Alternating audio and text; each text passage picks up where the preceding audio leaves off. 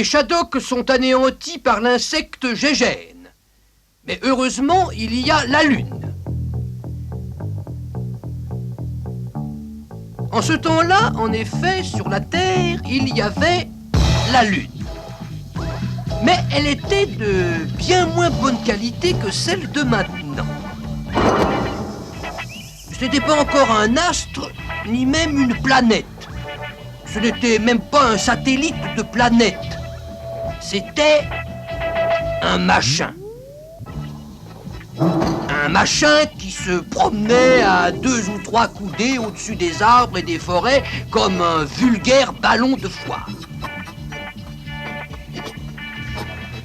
Ce n'est que beaucoup plus tard qu'elle partit vers les espaces extérieurs dans les conditions que nous verrons par la suite. Vous vous rendez bien compte qu'en ce temps-là, par conséquent, aller sur la Lune, c'était pas plus compliqué que de monter au grenier, à condition d'avoir des échelles à Lune et d'emporter son manger. Alors, quand Gégène se déchaînait, les Shadocks couraient se réfugier sur la Lune avec leurs victuailles, leurs batteries de cuisine, leurs ustensiles et leurs affûtions. C'est ce qu'on appelait en ce temps-là la course à la Lune.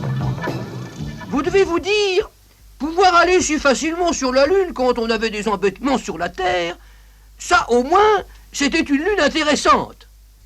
Vous avez raison, bien sûr, mais pas tellement.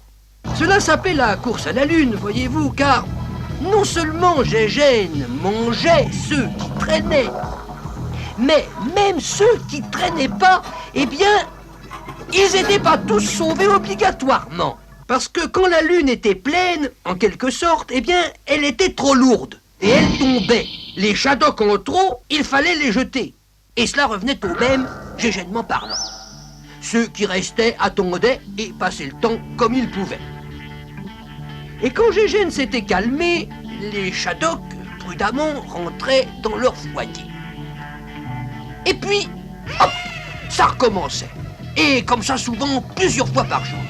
Aller sur la Lune, revenir de la Lune, aller sur la Lune, descendre de la Lune, monter, descendre.